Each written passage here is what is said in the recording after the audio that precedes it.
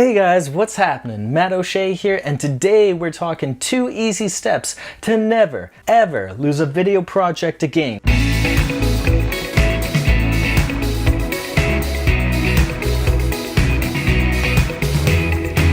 Okay, so let's set the scene. It's late at night, you're working on a client project that's due the next day. You're mid-export and poof, the hard drive goes. Oh, that sucks.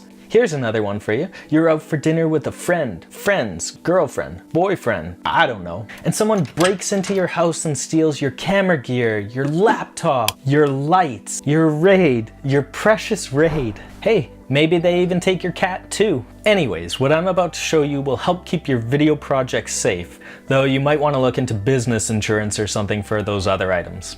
I don't think business insurance covers cats. This works with any video editing software, so Final Cut, Premiere, take your pick. But for this video, I'm going to be showing you on Final Cut because the default settings import all your media into the project file, or library as they call it. Step 1, we want to create a folder structure for all the media content that we're going to be importing into our project file. So as you can see here, I have a client template, and this is what I use for every single project. You'll see various folders here, but as a side note, I'm going to create a separate video where I go in depth on how I organize all my media. For this trick though, we have 2 important folders that we need, and that is the cache and media folder right here. Let's open up Final Cut and I'll show you how I set up the library file. We'll create a new library here, File, New Library, and we'll go into our client template library and title this YouTube Test.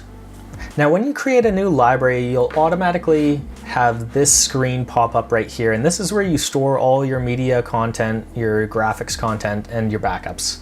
But if you don't see that screen, chances are you're probably over here on the Smart Collections or on the Event folder. So go back up to the library, click Modify Settings.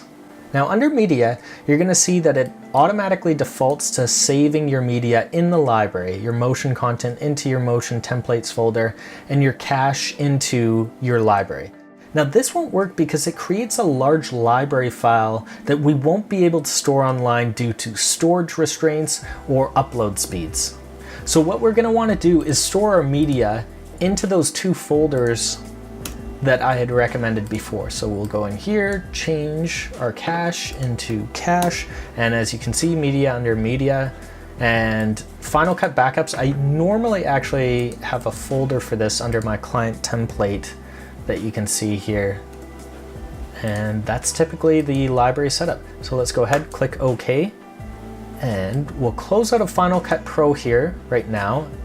Look at our library file and you can see 194 kilobytes. What we want to do now is put this file online so that it can be accessed at any given point in time from any computer.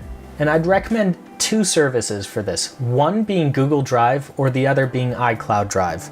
So go ahead, copy that file over, go into Google Drive. You'll see here I've got all my projects, paste that, and we'll drag it over to projects. There it is. You can see here too that Google Drive is automatically syncing that file, and it's done. That easy. And I just want to show you how this actually works. So let's say, for example, this library file right here, all its source media is stored on my G Technology RAID. So let's go ahead, open this up. You'll see here that I'm able to edit, playback, and really do anything I would normally be able to do in the editing suite. So when we go ahead and we close, look at the Google Backup and Sync app. You'll notice here it's backing up all the files, and done. Perfect. If you do notice that you have a large library file, even after making changes to those library preferences, what you can do is right-click on the library, show package contents, go into whatever the name of your library is, and under transcoded media, you can just delete all those folders. Now this is going to delete your proxy files and any transcoded media, say from multicam clips as well. Step 2 is to pick up an external hard drive, and this will act as your offsite media. So This can be any sort of hard drive, but what I'm using is the Western Digital 6 terabyte hard drive. It's anywhere from $200 to $300 or so, so not that big of an investment. Once you have your drive, be sure to bring it on site and copy over all your source media. After that, give it to a person of your choosing, whether it be a friend, family member. Let's say something bad happens, you grab your drive, you grab your project file from a Dropbox, from Google Drive, bring those two together, and poof! Redundancy. I'm astonished at how many people don't actually back up their footage off-site.